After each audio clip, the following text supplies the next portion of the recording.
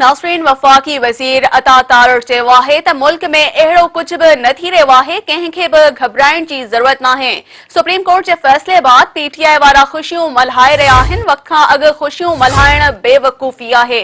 वफ़ाक़ी वज़ीर अता तारड़ जो चवणु आहे त पंजाब हुकूमत जा नंबर पूरा आहिनि, उन्हनि जो ख़ात्मो नामुमकिन आहे।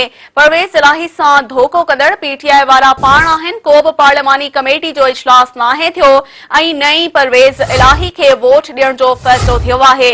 अता तारड़ चयो आहे त अफ़वाहूं पखेड़ियूं पयूं वञनि त पंजाब हुकूमत जो ख़ात्मो थी चुको आहे। अहिड़ियुनि ख़बरुनि में का बि सदाक़त नाहे। हमज़ा शरीफ़ पंहिंजो मुद्दो ज़रूर पूरो कंदो। नाज़रीन, अहम ख़बर शेयर करे रहिया आहियूं त वफ़ाक़ी वज़ीर अता तारड़ चयो आहे त मुल्क में अहिड़ो कुझु बि न थी रहियो आहे, कंहिंखे बि घबराइण जी ज़रूरत नाहे। सुप्रीम कोर्ट जे फ़ैसिले बाद पीटीआई वारा ख़ुशियूं मल्हाए रहिया आहिनि।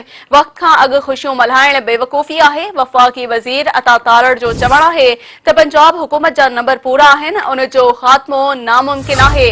परवेज़ इलाही सां धोखो कंदड़ पीटीआई वारा पाण आहिनि। को बि पार्लिमानी कमेटी जो इजलास नाहे थियो ऐं नई परवेज़ इलाही खे वोट ॾियण जो फ़ैसिलो थियो आहे। अता तारड़ चयो आहे त अफ़वाहूं पखेड़ियूं पयूं वञनि त पंजाब हुकूमत जो ख़ात्मो थी चुको आहे। अहिड़ियुनि ख़बरुनि में का बि सदाक़त नाहे।